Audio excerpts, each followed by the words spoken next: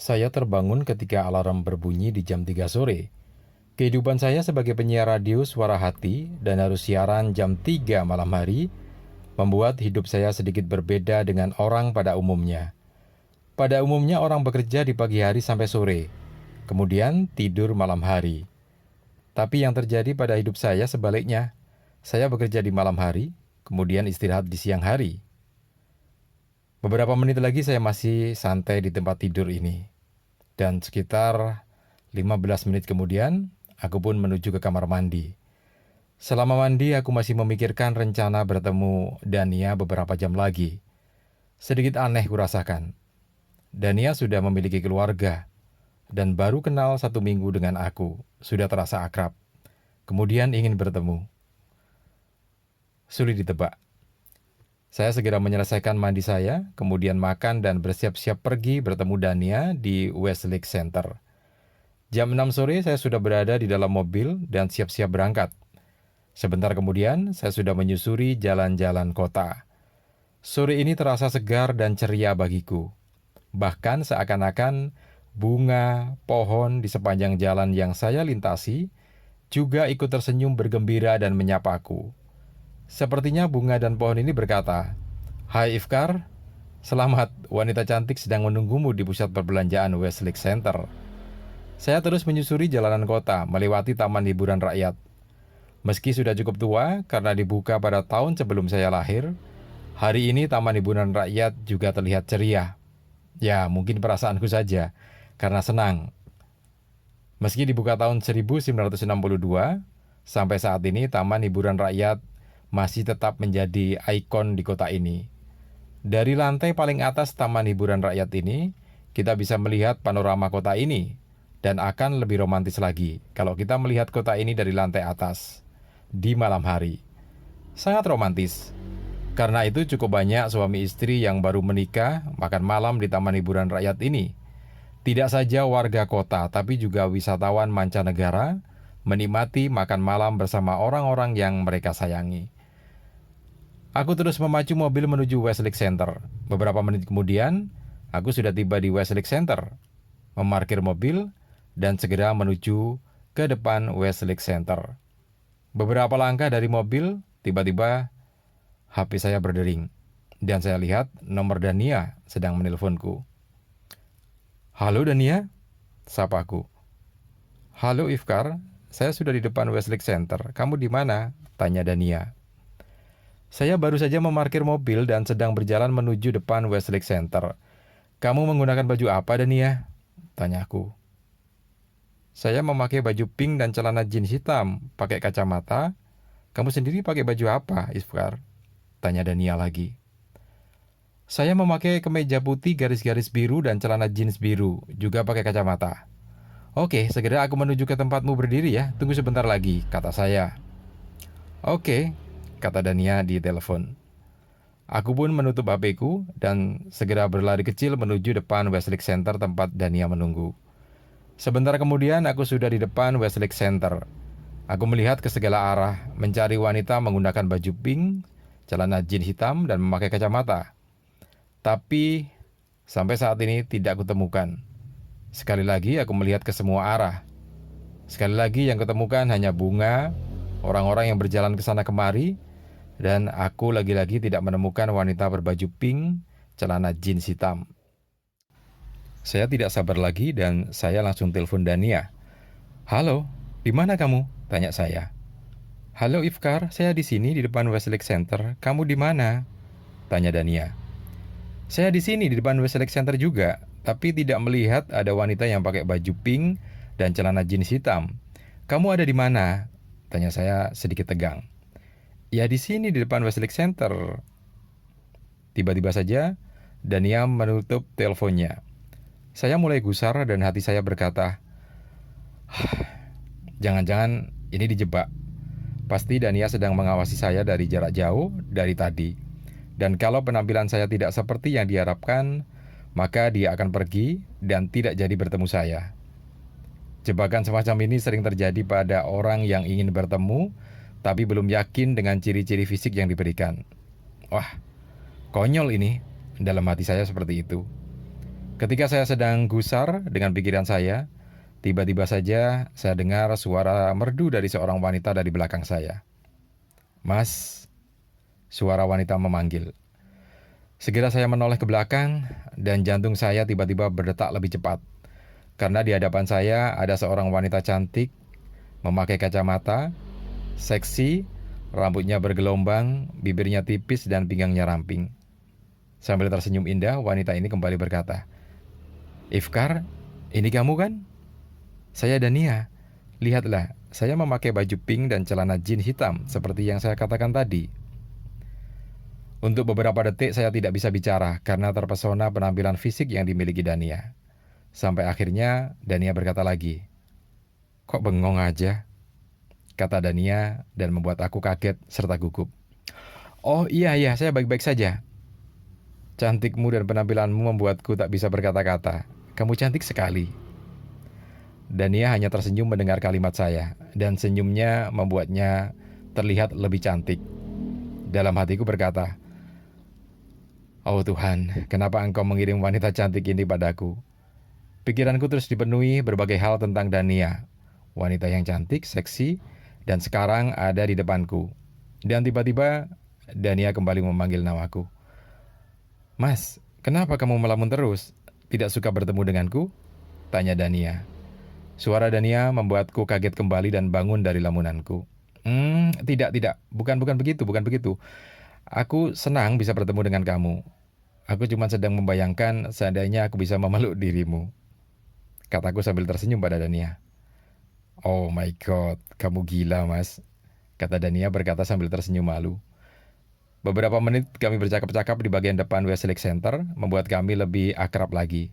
Seakan-akan kami adalah kekasih yang lama tidak berjumpa. "Mas, kita pergi ke shopping center ya," ajak Dania. Oke. Kamu ingin membeli apa di shopping center?" tanya saya. "Saya ingin membeli hadiah untuk teman saya yang baru saja melahirkan. Temani saya ke shopping center ya sekarang," pinta Dania. "Siap Tuan Putri, kemanapun Tuan Putri pergi, saya akan selalu menemani. Jangankan ke shopping center, ke lautan, ke tengah lautan pun saya akan menemani," saya jawab sambil tersenyum. "Wah, kamu udah benar-benar gila mas," kata Dania berkata sambil tersenyum padaku. Kami berdua berjalan menuju shopping center untuk membeli sesuatu yang diinginkan Dania. Beberapa menit kemudian, kami sudah berada di dalam shopping center. Saya temani Dania mencari barang yang diinginkan. Cukup banyak juga pengunjung shopping center hari ini. Ketika saya melihat-lihat beberapa barang lainnya, tiba-tiba saja Dania hilang dari sampingku. Aku kaget dan gugup. "Kemana Dania?" saya berkata dalam hati. Saya melihat ke segala arah dan tidak saya temukan Dania. Sedetik kemudian saya terkejut karena tiba-tiba saja ada seorang wanita yang memeluk saya dari belakang. Tapi segera saya tenang karena saya lihat tangan wanita yang memeluk saya adalah tangan Dania. "Dania, apa yang kamu lakukan? Ini tempat umum," saya bertanya sambil tersenyum. Tidak masalah. Di bagian sebelah sana memang ramai, tapi di bagian sini sedang sepi, tidak banyak pengunjungnya. Kamu tidak suka kalau aku memeluknya seperti ini?" tanya Dania manja. "Iya, tentu saja aku suka dipeluk wanita cantik. Tapi aku kaget dan takut dilihat pengunjung shopping center ini," saya menjawab seperti itu. "Saya kan sudah bilang, di bagian sini sedang sepi pengunjung mas," kata Dania lagi. "Iya sepi, tapi shopping center ini kan dilengkapi CCTV, kata saya. "Memang benar mas, shopping center ini dilengkapi CCTV. Tapi ini adalah ruangan kecil yang tidak tertangkap CCTV, kata Dania sambil tersenyum. "Bagaimana kamu bisa tahu?" tanya saya. "Waktu saya meninggalkan kamu beberapa menit tadi, saya mengamati lokasi beberapa CCTV, dan saya menemukan sedikit lokasi ini tidak tertangkap CCTV, kata Dania sambil tersenyum senang. Wanita yang cantik, seksi, dan pintar. Saya memuji Dania, dan Dania pun tersenyum mendengar kalimat saya. "Sudah dapat hadiah untuk temanmu?" tanya saya. "Sudah mas," jawab Dania. "Oh iya mas, bolehkah saya berbicara lebih lama lagi dengan kamu sekarang ini?" tanya Dania. "Ya tentu saja boleh. Ya udah kita ke dalam mobil ya," ajakku. Sebentar kemudian kami sudah di dalam mobil. Mata saya dan mata Dania saling berpandangan waktu kami duduk berdua di dalam mobil di parkiran Westlake Center di depan. Tangan Dania saya genggam erat dan Dania pun mulai berbicara. Mas, terima kasih ya sudah menemani aku hari ini. Aku ingin mengatakan saya suka kamu, kata Dania. Kamu serius? Tanya saya. Iya, saya serius mas. Kenapa? Ada yang salah kah? Tanya Dania. Oh, tidak ada yang salah. Tapi saya heran, bagaimana kamu bisa jatuh cinta secepat ini? Tanya saya. Wajar mas jika kamu heran, tapi sebenarnya tidak secepat itu, jawab Dania. Maksudmu seperti apa? Tanya saya balik. Ya baiklah, saya akan jelaskan ya. Mas Ifkar masih ingat waktu aku menelpon kamu pertama kali sesudah kamu siaran pagi itu? Tanya Dania. Iya, masih ingat, jawabku. Mas Ifkar, jauh sebelum waktu itu, saya sudah mendengarkan kamu bersiaran. Tapi, waktu itu saya tidak berani ikut berbagi opini langsung di radio. Entah kenapa, saya sangat nyaman dan senang mendengar suaramu. Selain aku suka suaramu, aku juga suka gayamu berbicara. Kamu juga pandai menganalisa setiap kejadian dengan materi filsafat. Saya sangat suka semua itu. Dan puncaknya tadi, ketika aku melihatmu pertama kali, aku tambah suka sama kamu. Selain pandai, kamu ternyata tampan juga. Dan ia menjelaskan sambil memandangku. Tapi kamu kan sudah memiliki suami, kataku. Iya, saya sudah memiliki suami. Tapi saya juga tidak bisa membohongi perasaan sayangku padamu, kata Dania. Sementara tangan Dania bertambah erat menggenggam tanganku. Aku juga tidak bisa membohongi perasaanku. Aku juga sayang kamu sejak pertama kali aku melihatmu di Westlake Center sekitar 2 jam yang lalu, kata saya. Tiba-tiba saja Dania menyandarkan kepalanya di dadaku dan saya lihat Dania menangis. Saya peluk Dania di dadaku untuk menenangkan Dania. Sementara pikiranku penuh pertanyaan. Apa yang sebenarnya terjadi pada Dania dan keluarganya? Apa yang terjadi sehingga Dania bisa jatuh cinta padaku? Pertanyaan-pertanyaan ini memang memenuhi pemikiranku, tapi aku tidak mungkin menanyakan pada Dania saat ini. Akhirnya saya putuskan untuk menyimpan semua pertanyaan tadi dalam hatiku. Tapi satu saat nanti, saya pasti akan menemukan jawabannya. Saya semakin mendekap erat Dania. Saya cium keningnya, dan saya cium pipinya untuk menenangkan. I love you, Dania. I love you too, kata Dania sambil menangis. Sampai akhirnya Dania tenang kembali dan menyandarkan kepalanya di dadaku dan tangisnya juga sudah mulai reda.